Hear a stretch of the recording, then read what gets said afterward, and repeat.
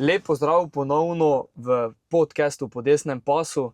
Danes iz prečudovitega Maribora, v mojem domačem Mariboru, in to še na Lentu z našim kandidatom Francem Slavincem. Franc, lep pozdrav. Ja, hvala enako in seveda pozdravljam tudi vse ostale, ki bodo gledali ta podcast.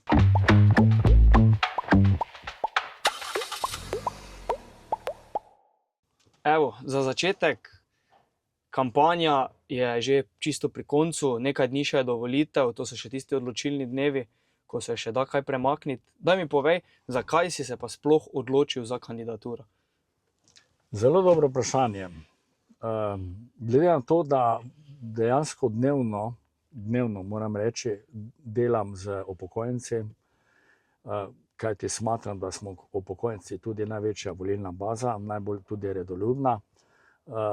In seveda trenutno sem že nekaj časa in tudi počasi se mi izteka mandat predsednik Zgornje Podravske pokrajinske zveze društev upokojencev Maribor, kjer združujemo 63 društev upokojencev, vse od meje z Avstrijo, Šentilj do Sladki Vrh Ceršak, potem na drugi strani kompletne Slovenske Gorice, tam imamo kar 7 društev v zvezi društva, ki spada pod nas Slovenske Gorice, ki je neformalno tako medobčinsko združenje, potem vse kompletno slovensko-bistriški bazen, vse kaj tu vmes do Lorenca na Pohorju in do Starš.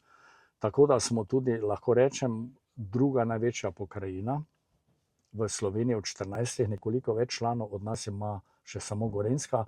Trenutno smo pa imeli ob koncu preteklega leta 20.000 skoraj in 800, se pravi skoraj 21.000 članic in članov.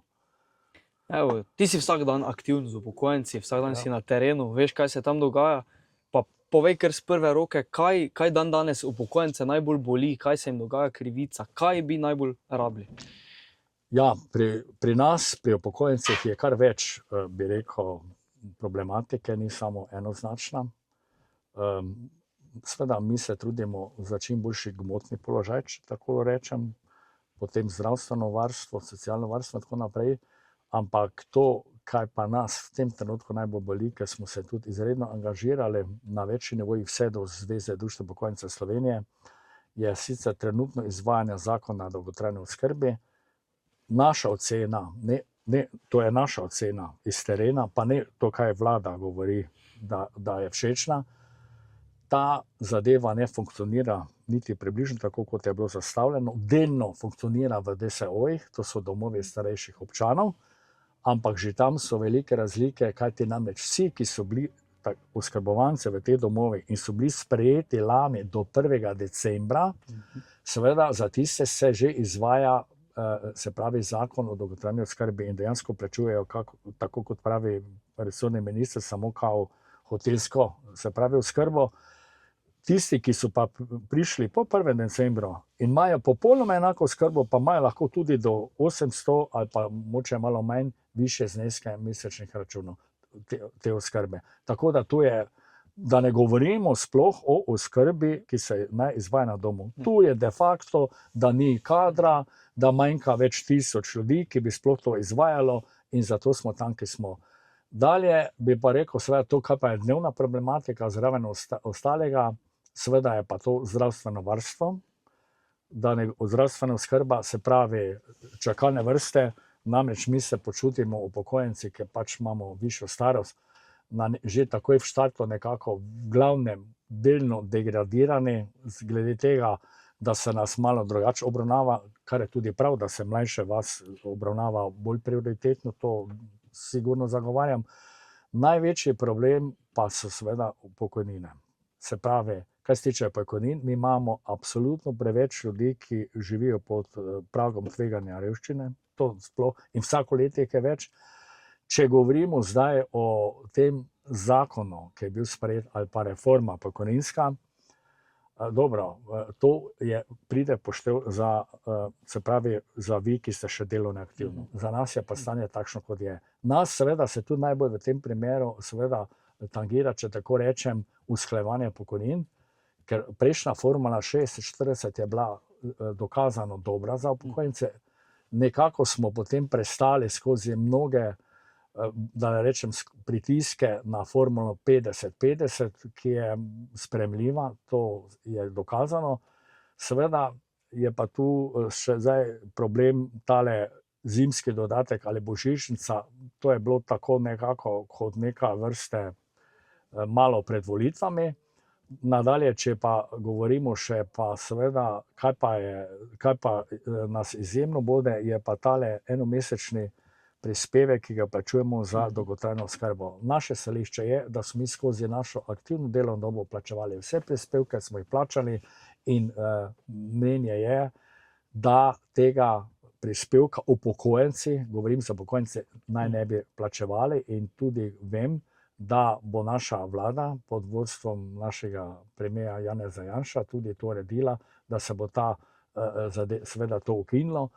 Zelo smo tudi veseli, ko se je izvedelo, da je naša stranka skupaj še z eno stranko Novo Slovenijo dala pobudo za ustavno presojo, ravno za plačevanje tega prispevka. Še bolj pa seveda me spodbuja najnovejša informacija, ki je mogoče stara en teden, ko je naš predsednik stranke jasno povedal, da si bomo seveda prizadevali in uvedli tudi 13. pokojnino in tudi seveda dokazano in preverjeno, kako se ta zadeva lahko spelje. Kajti eno je, če ti nekaj samo obljubiš na pamet, da si všečen, ne? Mi smo pa to zadevo seveda dokazano lahko izpeljemo skozi transformiranje, se pravi premoženja iz SDH-ja v demografski sklad in potem seveda se lahko zadeva zaključi.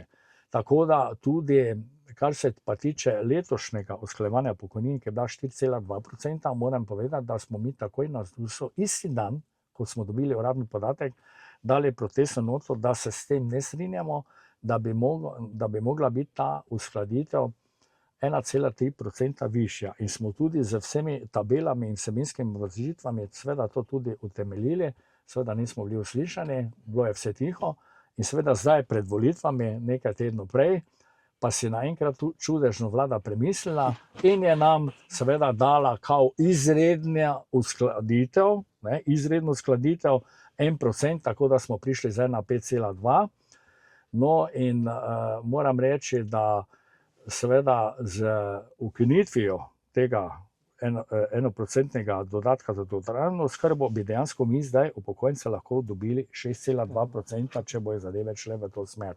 Tako da vlada je tu pač kalkulirala in jaz sem trdno prepričan in tudi veliko drugih, da tega izrednega usklajevanja sploh ne bi bilo, če ne bi bile zdaj volitve. Prav tako je pa tudi to bilo preračunljivo, kajti prvič bo ta izredna uskladitev izplačana pri majskih pokojninah, seveda s poračunom še za marec in april. Tako da problematika je izjemno pestra, kar se tiče v Zvezi društev upokojencev Slovenije, pokrajinski zvezi, ki jo vodim, pa tudi v društvih. Seveda je pa tudi način delovanja v društvih dokaj različen. Poudarek je predvsem na druženju, to je prva, da se človek najde v neki interesni dejavnosti.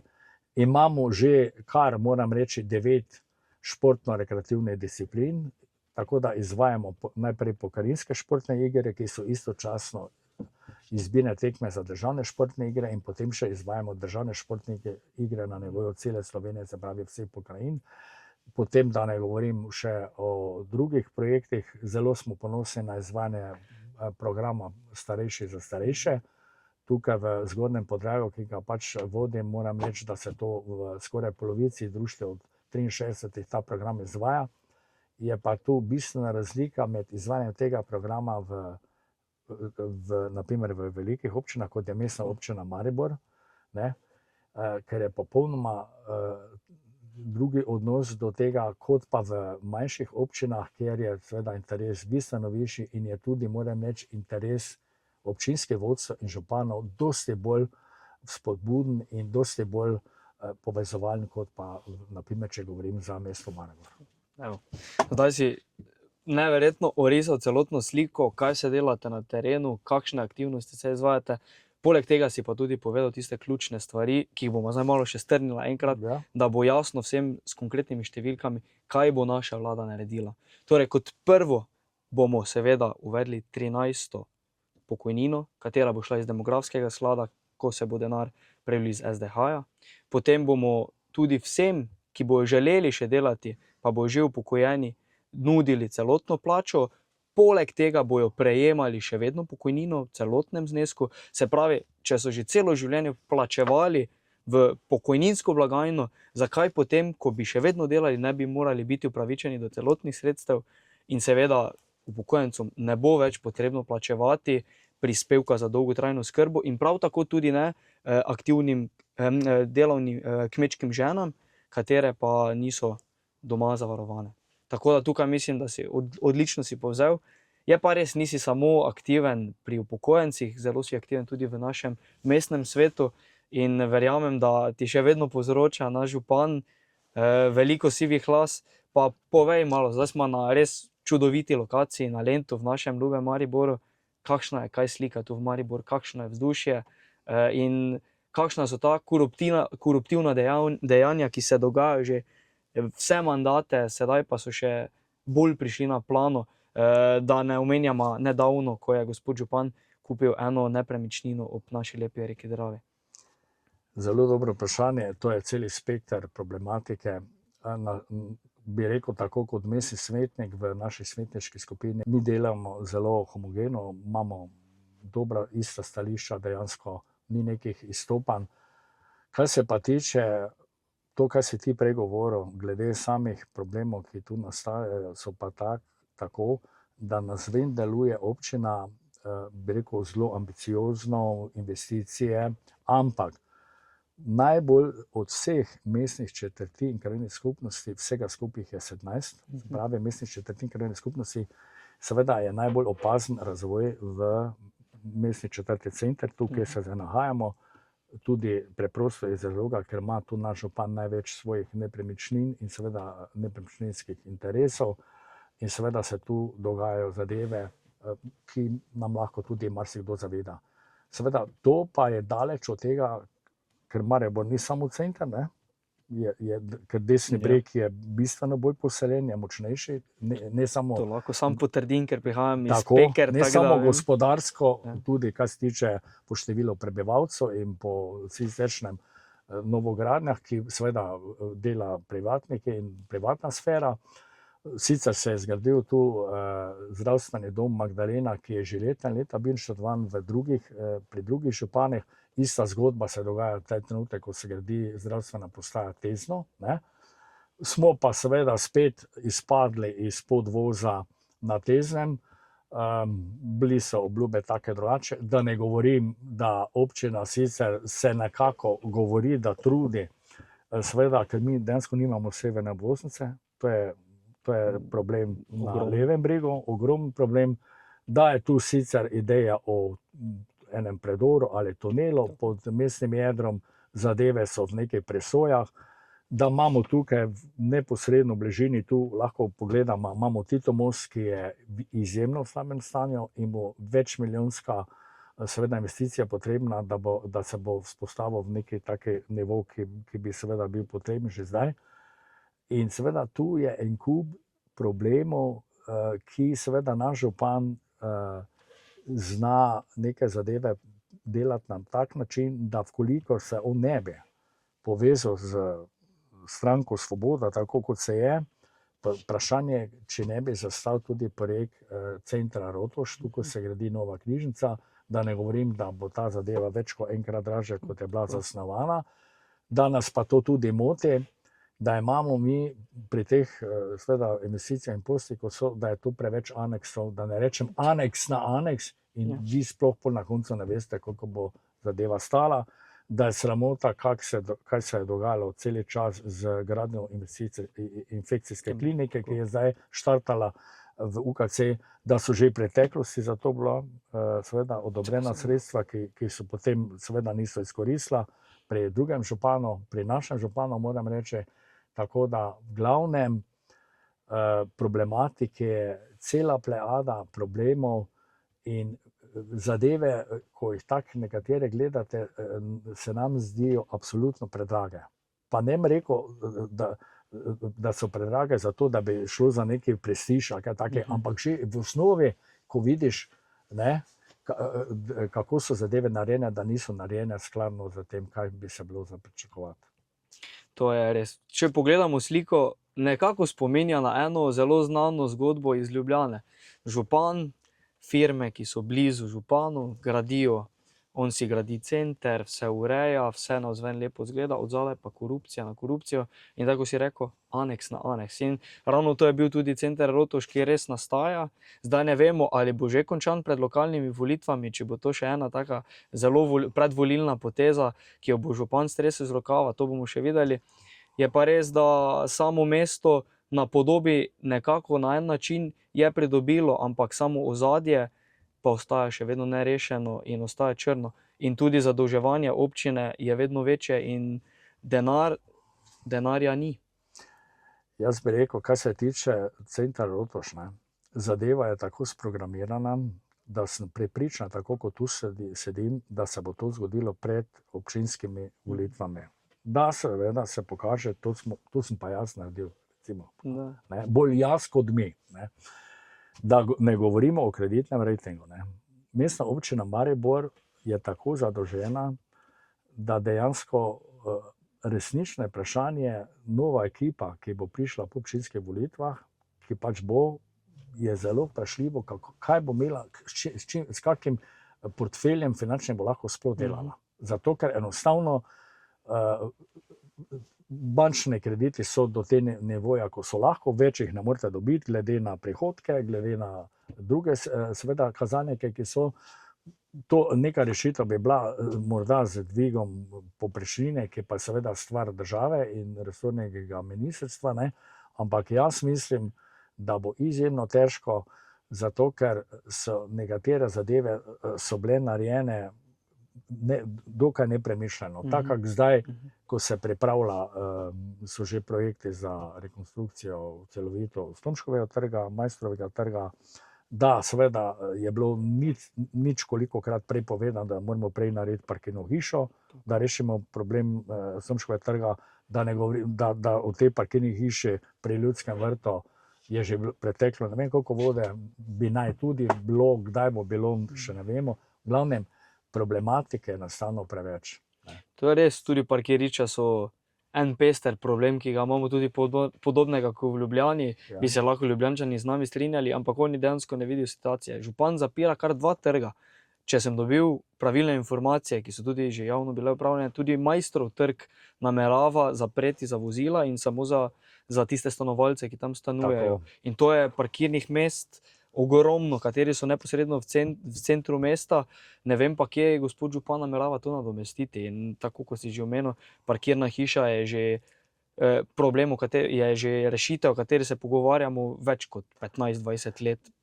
Parkirno hišo kar se tiče pod glavnim trgom, ko še vedno nekako aktualna, je že naš župan Franc Kangler v preteklosti z ekipo načrtoval, ampak potem so se po njegovem odhodu zadeve so se vstavile, zdaj se spet nekako te stvari obujajo. Tista zadeva je podobna pod parkirišče pod Ljudskim vrtom. Iluzorno je pa pričakovati, da vi naredite sicer nekaj teh parkirnih hiš, pa pričakujete tudi za neke, ki so bolj oddaljeni, da bojo vsi šli v te parkirne hiše, ker pač tako to je. Zdaj je ena sicer vprašljiva rešitev, tu tale železniški trikotnik, tu naprej pri Evroparku, kjer bi še naj letos, tako je vsaj bilo rečeno, poskrbeli za 1000 parkirnih mest, sicer v neki gramozirani obliki, jaz ne vem, kako bo to čisto funkcioniralo. V glavnem, tiste zamisli, ki so bile v preteklosti, naprimer Park and Ride, se niso obnesle, tiste zadeve sploh niso zaživele in zdaj seveda stanje je takšno, kot je, zato pa imamo tukaj, smo danes pred leti tu, ste vedno dobili parking na tem parkirišču, tu je zdaj nemogoče, sploh ob vikendih, ne morete sploh parkirišča dobiti, je vse zasedeno. Kar se tiče prometa, pa tudi Lence je sicer zaprl za promet, ampak zopet ni vnaprej predvidene rešitve, kje bi se ta promet razlil, ker potem imamo zjutraj in v popoldanskem času vedno prometno konico in se dela gužva na Koroškem mostu, na Titovem mostu. More vas še pa dotakniti ene res tematike, katera je, ki ima že dolgo brado, pa to so ti naši radarji. Ljubi radarji, zaradi katerih se je zgodila mariborska vstaja. Zdaj, ko jih postavlja gospod Arsenovič, zelo premišljeno 3, pa očitno zdaj sveža informacija, še 3. Ja. In to nekje v conah 30, tako zelo, zelo pretkano to dela gospod župan, pa ni na vidiku nobene vstaje. No, to se tudi jaz sprašujem, ne? Ker se spomnim, kaj se je takrat dogajalo, to, kaj si ti omenil pred leti, ko je bil naš župan gospod Kangler. Mislim, to, da so radarji pri coni 30, naprimer na Gorkega, tam, ko je bil, če rečem, tam je bilo največ odkriti prekrškov, ne? Ja, pa tam je sicer res šola France Prešeren, ne? Vse poznam, ampak tam se jaz ne spomnim, sploh ne spomnim, pa sem jaz tam najmanj 3-krat na teden, malo naprej, v eni pisarni pri društvu Konjice Maribor Tabor, nikoli nobene nesreče, v glavnem, potem, da ne govorim, pri coni 40, že 50 je tak, v glavnem, tako se rekel, zdaj se postavljajo še 3 lokacije, sicer so že nekako omenili v medijih, pa tudi mislim, da bi naj zdaj te 3 radare, oziroma ta en radar, ki je okrožil, bi ga naj kupili, pa spet sposodili nekaj. V glavnem, kar se tiče pa tudi na splošno premišljenosti, če danes, tukaj smo zdaj, pa moraš reči tako, zdaj pa moram hitro iti v Kamnico, ki zdaj moram pelati tu gor po oni ulici Prešernovi, pa nekaj tam okoli, v glavnem tu en kup obvozov, ker pri Obkonicah bi bilo čisto drugače, če bi bila še ta del glavnega trga za Koroško cesto prevozil. Ne pa to, zdaj smo se pa tu dobesedno čisto zaprli. Točno to. No, ta premišljenost, nepremišljenost, katero sem želel izpostaviti, je res, da je treba povedati, da nismo proti temu, da se postavijo radarji tam, kjer je potrebno. Ampak se mi zdi, da se postavljajo kar vse povprek in jih bo vedno več in več in več. No. Ampak, da zaključiva z lokalno problematiko, ki je še neomejena, lahko bi naštevala še ne vem koliko časa, dajmo se še osredotočiti na državnozborske volitve. Zakaj moramo iti še 22. marca vsi na volitve? To je izjemnega pomena. To moram reči, jaz povsod, ravno v tem času, ko je kampanja, se tudi dogaja večina zborov po društvu upokojencev, povsod poudarjam, da je treba iti na volitve, da samo tvoj glas šteje, pa zdaj ne rečemo, ne glede katero politično opcijo, katera mu je komu všeč po voljo, ampak moram reči, da trenutno imamo mi izjemno podporo, se pravi Slovenska demokratska stranka, pa tudi tale trojček, ne? To je de facto, tako da tu je pričakovati kar dober uspeh. Na volitve pa treba iti zato, ker ne moramo dovoliti, da drugi odločajo namesto nas. Ne? Ker najbolj me jezi to, ko se nekdo a priori nikoli ne voli, ker tako pravim, jaz tako ne morem na nič vplivati, to se že tako v drugi zmenijo, kar sploh ni res, pa vse odločajo, pol pa je najbolj glasen, ko so, a volil pa ne bi. Ne? Pol pa to tako je, to ne gre eno z drugim skupaj. Jaz računam, da bo tudi vreme šlo na roko, da bo odlična ali pa velika, bi rekel, volilna udeležba, ne? Tako da bi mogel biti tudi rezultat dober. Tako da vsi 22. marca na volitve, ker vsak glas šteje. In če imate koga, ki pravi to, dajte ga v nedeljo poklicati in povabiti na volitve in seveda se ve, da volimo skupaj za Slovensko demokratsko stranko in za Slovenijo. Tako da, jaz bi še nekaj tu dodal, če dovoliš, na koncu. To jaz vedno rečem na vsakem zboru, ko grem. Samo nam, ki smo prepoznali vaše potrebe, zaupajte vaš glas. Tu pa še dodam, zato volite Slovensko demokratsko stranko. To je to. Najlepša hvala.